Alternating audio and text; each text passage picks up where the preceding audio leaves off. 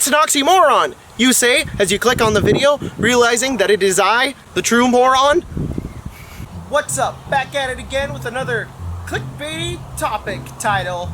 So recently, I've been playing Dungeons & Dragons, and I've been talking with my players, and I was like, hey guys, why do you all have such low intelligence? And they were like, just picked it. And I was like, huh, that's strange. And then recently I was also making some characters of my own. I was just, making characters. And I was like, man, I'm just gonna put the low stat in intelligence. And then it kind of clicked in my head. And this isn't, Jacob trying to be like new hot take. This isn't supposed to be like a hot take. This is just like an observation. If you just look at my channel, it just looks like I just want to shit all over this game. It's not. I just have a lot of ideas. So I was thinking about it, and I realized that we don't really use intelligence that much. Unless you're like a wizard or an artificer, intelligence is just like, it's not that cool. Because you've got skills like strength, which measures your carrying capacity, and you've got dex, which measures, initiative, and armor class, and you've got constitution. Constitution saving throws are really, really, really important to the game. Almost a lot of spells and a lot of monsters require constitution saving throws.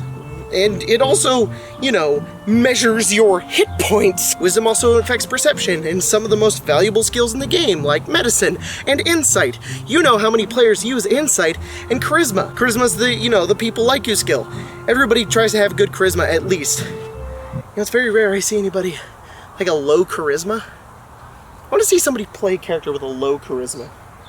That'd be cool. But in any case, intelligence doesn't really affect much on your actual character sheet other than investigation, arcana, nature. There's another one. Religion. Ooh, religion. What a valuable skill to have. When you see a church and you're like, man, I wonder what that is. But you're really just doing it for the roleplay. Logan was actually telling me it's like a roleplay skill. You have high intelligence, you have to roleplay that you're smart. And it's like, yeah, all of them are roleplay skills. If you have a high charisma, you gotta play up that high charisma. If you have a high strength, you play up the high strength. It's the same thing as every other skill. Why doesn't intelligence have some kind of really cool, passive, awesome stat in the game other than being a wizard and being able to read fast? So I was thinking, what can we do to make intelligence a little bit more cool? Why can't we do something, kind of interesting with the stat? Well, I was looking to the older editions. What did the older editions do with intelligence? Intelligence affected your skill points. Do you remember? 3.5, or those of you that still play 3.5 in Pathfinder, you're just like, yeah, Jacob, I do that all the time. Starfinder does it. Intelligence affects your skills. It makes sense. The bigger that brain is, the more you can learn stuff. In 5th edition you have proficiencies, and that makes the game a lot simpler, and that's really, really great. But what I really liked about those old editions is that you could really, really focus your skills into something that you liked. I'm not saying that I, enjoy that more. I just thought it was kind of cool. It was video gamey, and it's fun to do it in video games. Isn't that kind of like real life?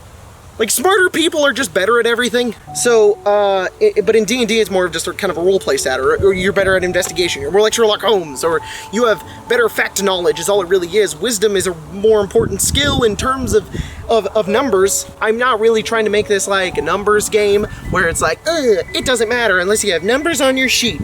It's more like there are some players who don't realize what the skill can do unless it has numbers on your sheet, because sure, you and I, we're cool D&D players. We know how to make intelligence work. But sometimes I get newer players who are like, what the fuck is the point of this stat? It's like, well, you're a fighter, so I guess you don't need intelligence. Doesn't matter. Just put an 8 in it, and you're dumb. You could be like Grog. You could just be like, I can't read. And then you can't read. Isn't that just a funny trait? Getting back on track to what I was talking about, I came all the way out here into the park and the tree to tell you, maybe, with 5th edition, we should try giving people extra proficiencies with their intelligence modifier. Hey Jacob, that sounds really dumb. Basically, my idea would be you have an 18 intelligence, you have a +4, you could use each of those points, those 4, to get an extra skill proficiency, or tool proficiency, or even a language. You would just be smarter, and it would literally mean something on your character sheet other than being able to go, oh look, Moradin. I know that guy. But Jacob, what if you have a negative? What if you have an 8 and you're stupid? Well, by my thing here, you would have to lose a proficiency. Now, I know, that's like, don't, This is 5th edition. We don't give anybody negatives anymore. No negatives. Unless you play like a goblin or something. But yeah, a lot of character building in 5th edition doesn't have a lot of negatives unless you take standard array, and then you get a -1 because you get an 8, and that's like the only real thing, unless you play like a bard and you get jack of all trades, and it doesn't even matter. How would being more intelligent make you more deceptive? And it's like, well, okay, it doesn't necessarily have to do with the fact that you're more charismatic. It has to do with the fact that you're more like, you know how it works. Your brain's bigger. You understand it, you know? Smarter people tend to understand that kind of stuff. The big-brained people, they get it, you know? They're all on Reddit, and they all know everything. But in any case, it just means you're more skillful. It just means you understand how to do things more. I'm not saying you have to read it in a book, but maybe your character can come up with a cool reason as to how they know that. Maybe your wizard has a really good intelligence and they get proficiency in athletics. Why the hell would they have that? What I kind of equate it to is that you're kind of like maybe like a talented, gifted person. You, when you were a kid, you would climb up trees, and that's when you would read your books, and you just learned how to do that, just on the side because you were that smart. You know, there's ways you can explain it. And I think what it really does is it really gives stock to intelligence. It makes intelligence less of just like I want to be smart. And it's more of like hey, I can actually use this skill to be good at something. You know, maybe I should think about whether I want strength or intelligence. Maybe I should weigh the options between perception and having an extra skill point. And they figured that out in the old editions. That's how it used to work too. Intelligence is a really great stat, even in Fallout. Intelligence affects your XP. It's so good to have intelligence. Basically, I just want to make it that it's good to have every skill. And then it's also bad to not have a certain skill, because then it realistically gives your characters flaws, instead of just being able to be like, I'm going to roleplay that I'm dumb. And in any case, that's my rant. I don't know why I decided to come out here and do this. It's really hot. I don't think I'm supposed to be here. They blocked off all the exits. I had to hop a fence.